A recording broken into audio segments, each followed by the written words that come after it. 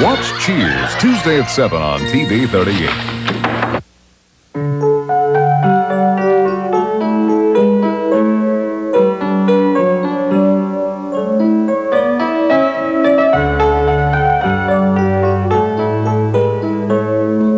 Approximately 1 out of 50 Americans in this country, ordinary things like going back to check and see if the iron has been shut off or making sure that the door is locked are not ordinary at all. In fact, some people in this country suffer from what's known as obsessive-compulsive disorder, and that may translate into doing some things like checking the iron to make sure it's off a number of times, 10, 30, 40 times, so that your life really becomes out of control. We're joined this morning by 3 people who do suffer from various types of obsessive-compulsive disorders, and also we're joined by a physician who has worked closely with several of these people to make sure that they get help and some of these disorders are treated. First of all, I'd like you to meet Dr. Michael Jenike. He is director of the Obsessive-Compulsive Disorders Unit at Mass General Hospital. He is also an associate professor of psychiatry at Harvard Medical School. Also with us today is Fran Sydney. Now, Fran has a cleaning compulsion. Everything had to be clean, perfect, and orderly, and she believes that she has suffered from this disorder since she was roughly about 5 years of age. Also joining me this morning is Michael Brown. He performs rituals in order to prevent harm to other people, people around him, people he loves. And finally, Gail Taylor. Now, she suffers from a form of obsessive-compulsive disorder known as contamination. She is compulsive about washing herself and avoids touching other people or things in the environment that she believes may not be clean. Welcome, all of you, to the show. Nice to have you here. Doctor, let's start with a brief description of what obsessive-compulsive disorder is. Okay, the things you described are quite typical. Those are very good examples. The largest group of patients with this disorder have washing compulsions. That is, they feel that they're contaminated, they're not clean, or there's something, some unclean feeling, and they'll go wash their hands, often for hours a day, and this can go on for decades without treatment. Is there any particular trigger? We don't know if there's any particular trigger. Probably not. It's probably an internal biochemical or neurologic abnormality. Now, Fran, I mentioned that you have a cleaning compulsion that you believe started when you were very, very young. That's right. How did it begin? Just suddenly one day? I always felt that if I were perfect, if everything were symmetrical, that things in life would go well, and that the things that are not controllable, such as death, would be in control. I knew intellectually this wasn't so, but it made me feel calm inside. Although when the obsessive-compulsive disorder takes hold of you, you're out of control. How were you out of control? In other words, how did this manifest itself in your daily life? It takes over your whole life. I go to the grocery store when I had it full-blown, and I would wipe everything down before putting it away, take off my shoes before entering the house, line up everything symmetrically in the cabinets with the labels going the same way. It's almost a way of anesthetizing yourself from life or protecting yourself from life, but it doesn't, because it wrecks families and it wrecks your own life. And the wonderful thing is that it's a physical treatable illness. And now I work full-time for the Obsessive-Compulsive Disorder Foundation, helping other people get the help that they can get. Now, with all due respect to all of you, I have heard conversations about some of these disorders, and I think people tend to find it kind of funny in a sense. Not funny, ha-ha, but isn't it crazy that someone could do this, that someone could be that compulsive about cleaning or lining up things in a cabinet? And I think people, through their own fear, would laugh at it because they're potentially afraid it could happen to them. How do you deal with that sort of cynicism? The thing that you do when you're a full-blown obsessive-compulsive disorder patient, before getting treatment and before realizing that it is treatable and that you're not crazy, is hide it. And that's one of the things that the Obsessive-Compulsive Disorder Foundation wants to do, is bring these people out into the open and tell them that there is help, that they're not crazy, and that the strange things that they may do are only things that are strange because it disrupts their lives, that they bring it to the point of it being ridiculous.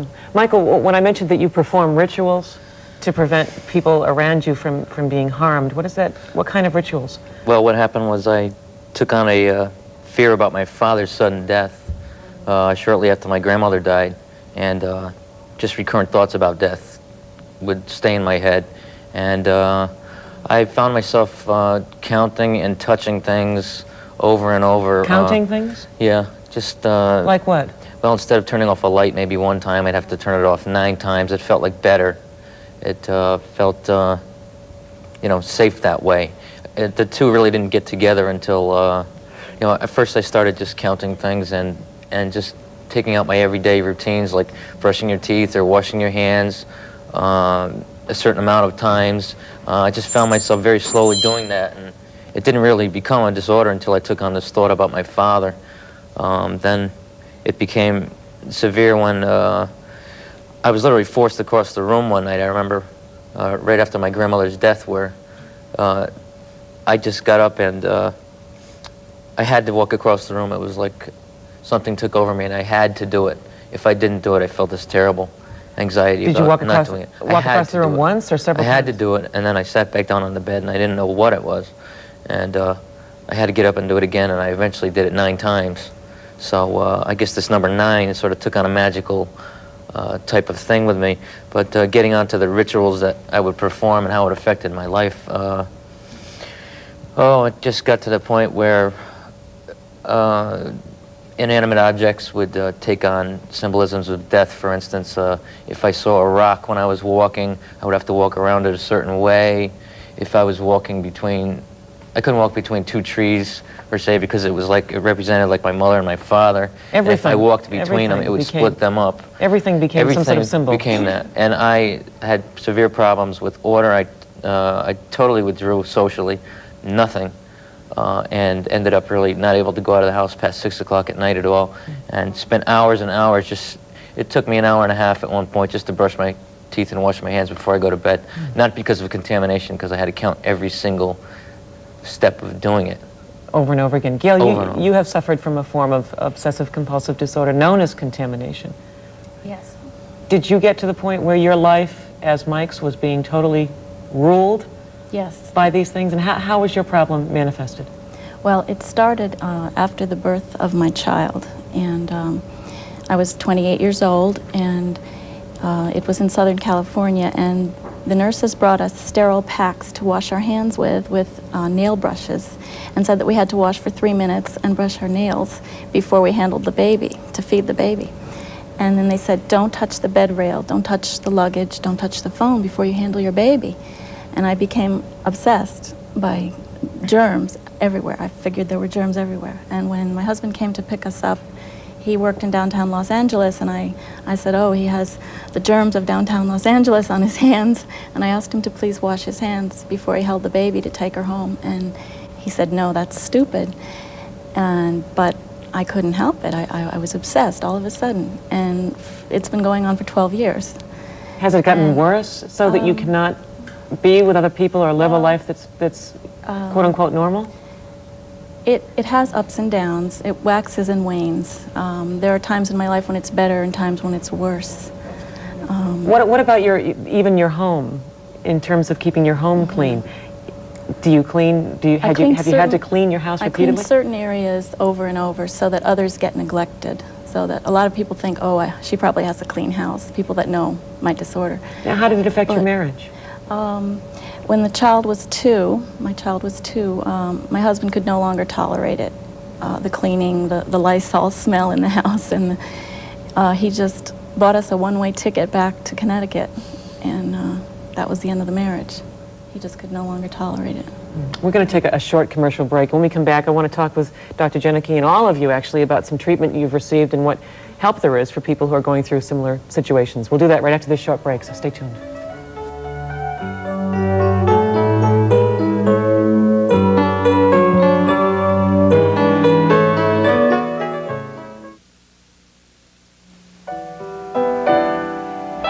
Remember the first summer we spent here?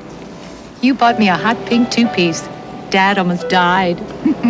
A year ago, this conversation would have been difficult for Genevieve Adams and her daughter. Difficult because Genevieve suffers from nerve deafness. As soon as the sun was up, I'd take off down the beach.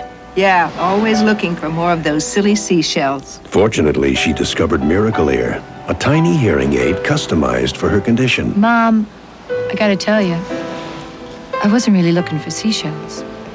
I know. You were looking for Tommy, what's his name? If you or someone you know has a hearing problem, Call now for this free booklet that explains the causes of hearing loss and how to spot the symptoms. You'll learn how thousands have been able to hear clearly again thanks to Miracle Ear. Call now and receive it all without cost or obligation. Genevieve Adams did. For her, life is sounding a whole lot better now. I can't understand it. What could Mallory possibly see in Nick? Next time on Family Ties, it's a homecoming showdown. Hey, Skippy. Mallory tells me you asked her to the homecoming dance. No. I asked her for directions. Skip takes a stand for the girl he loves. I said I'm cutting in, Nick. Nick, now! Make that a last stand. Mallory is my girl, and I'm willing to fight for her. On Family Ties. Tuesday, beginning at 6 on TV 38.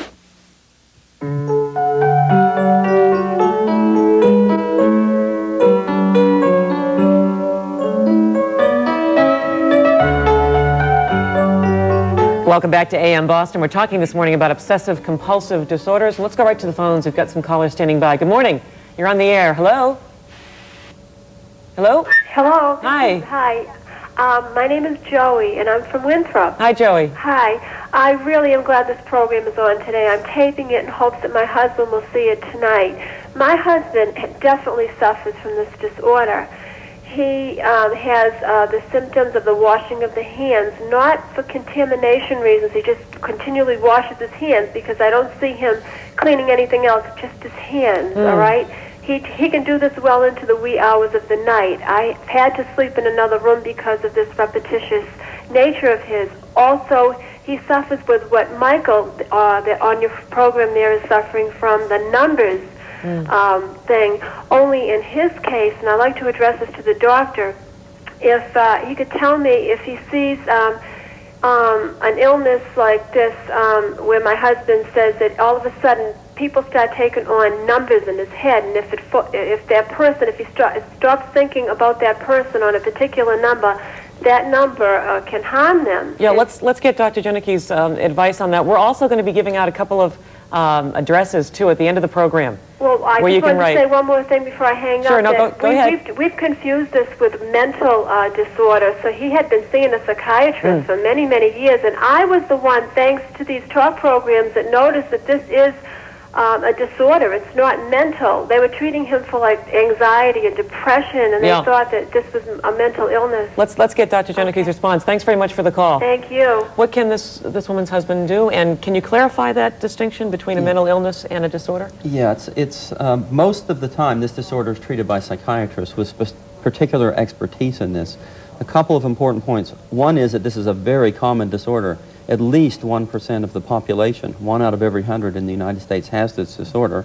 Secondly, it is most commonly treated in inappropriate ways where patients are not likely to get better. Misdiagnosis is very common. What advice for this woman's husband? What should he do? I would recommend that, since they're right here in Winthrop, that they call our clinic at Massachusetts General Hospital directly, and we will get them in. We see an average of 5 or 6 new patients a week now with this disorder.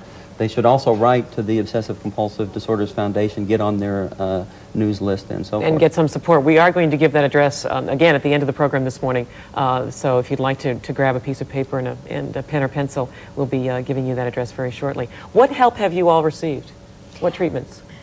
I was involved in the Yale study program, a double-blind study, and received a drug that dramatically gave me rebirth. Let's explain that a little bit for folks who don't know what a double-blind study is. Part of the group is given a placebo, a fake non-drug pill that right. looks like the real drug, and the other part, the real drug. And then they do a study to see if in fact the real drug is better than the placebo. So drugs are being used now to treat this disorder? Oh, yes. And yes. Do we know anything about the cause? What causes there people to do are this? many types of feelings about this. Basically, they feel now that there's a biochemical problem, possibly the basal ganglia. Quite frankly, as a sufferer, I don't care. I'm just happy to have a new chance at life. And you're just glad that people will listen and believe that right. you have something wrong. And a you're call not like just... that, where us coming on the show and telling people about our own experience has helped them to get the proper help, is what we're all about. That's why I'm involved with the foundation. Let's take some more phone calls from some of our viewers. Good morning, you're live on the air. Hi, my name is Nancy and I live in Bradford. I was wondering, do these people with this disorder know when to get help, or do people have to tell them, you know, Good you question. need help? Good question, Nancy. I think, Mike, on your part, did you get to a point where you knew you had to seek some professional help?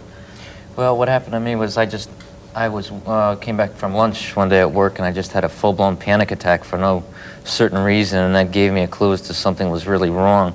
So I decided to see a psychologist, and I went twice a week, and we started exploring my past, et cetera, et cetera. How about your family or friends? I did tell my father before I found out what this was. The best help that I got, and I have to say now, I was telling Dr. Jenike before the show, was that I saw him on a TV show 9 months ago when I was severely, debilitated on my bed, and it was an awakening for me because nobody could really tell me what it was that I had. I had to really find out by a TV show like this. That's why I'm here.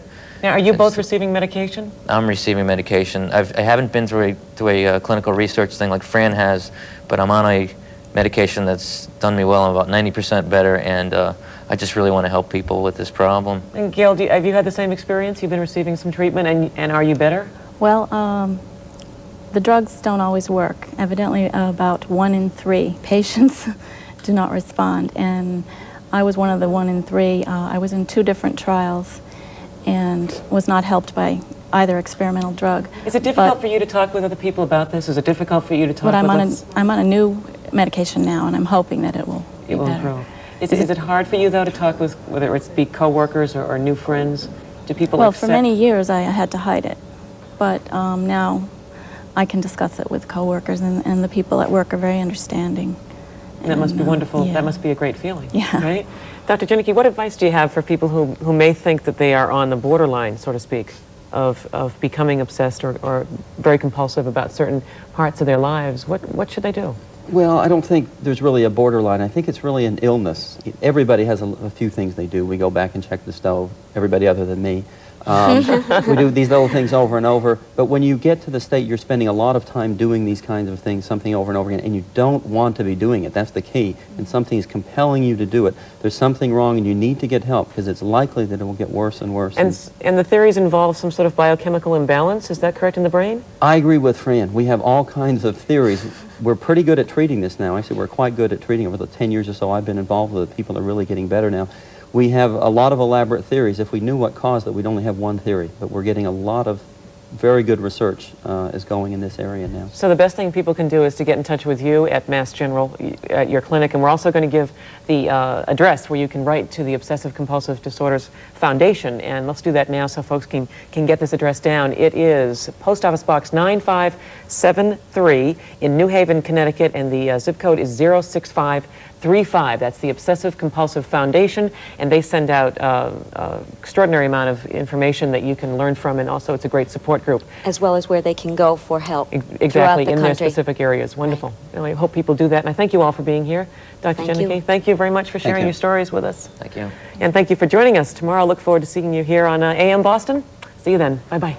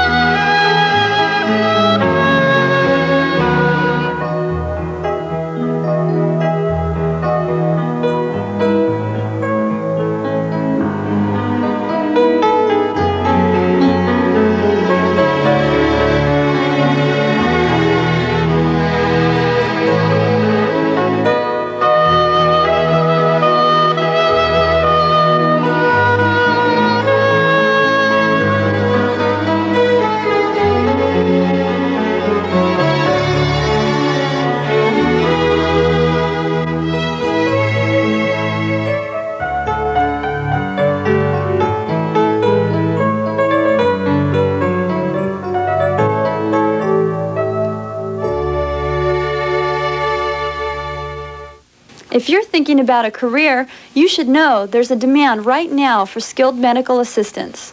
I'm a medical assistant, and it didn't take 4 years of college to get here. I trained at the National Education Center, and in just a few months, they taught me just what I needed to land a job. I've got a great career working with doctors, patients, and today's most advanced technology. For a brochure on career training, call 1-800-722-7337. 1-800-722-7337. Every so often, everyone deserves a Cooper's limousine. And for every occasion under the sun or moon, there's a chauffeured Cooper's motor car. The romantic's favorite, the executive's choice, for lasting impressions and life's memorable moments. Offering Rolls-Royce, Cadillac, Mercedes-Benz, Cooper's of Boston limousine service. This Christmas, give someone special a gift certificate from Cooper's. If you can't give them a Rolls, at least you can give them a ride.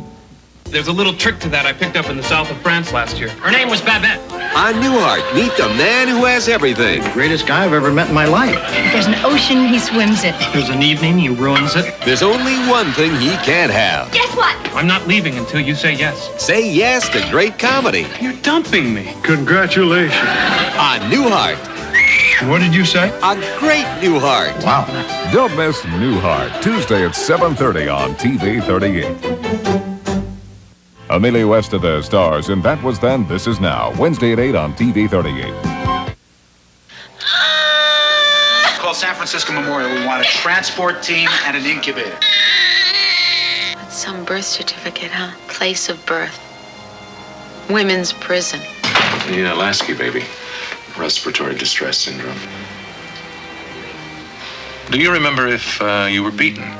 No. According to your assistant, Bernie's the one who attacked you. Bernie would never do that.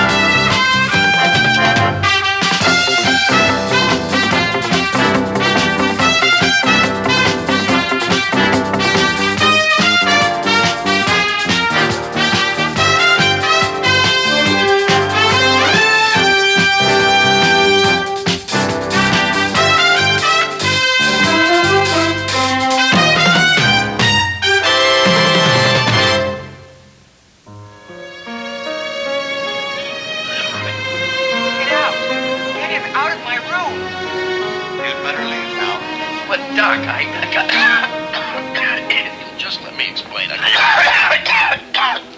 you all right? Me? It's nothing. You look pale. What do you want to bet? Scleroderma. We did that last week. No, I say lupus. No. Dermatomyositis. No way. $5 says it's. All right, let's break it up. Break it up. What is this anyway? We've got casualties coming in here. Dozens of them will be here any minute. Good idea. Shoop set up ER1. Not it. Jackson. You. Stay right where you are. I want you right next to me in case anything happens. Happens? North Beach Correctional Facility sending over a busload of injured inmates. Oh, prisoners. Convicts, Jackson. Felons. You have to be very cautious. Very.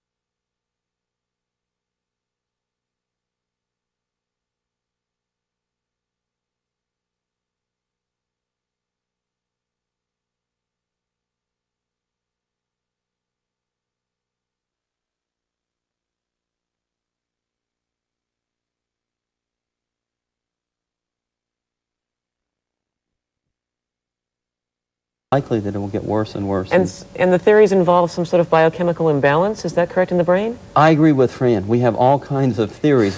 We're pretty good at treating this now. Actually, we're quite good at treating it. Over the 10 years or so I've been involved with it, people are really getting better now. We have a lot of elaborate theories. If we knew what caused it, we'd only have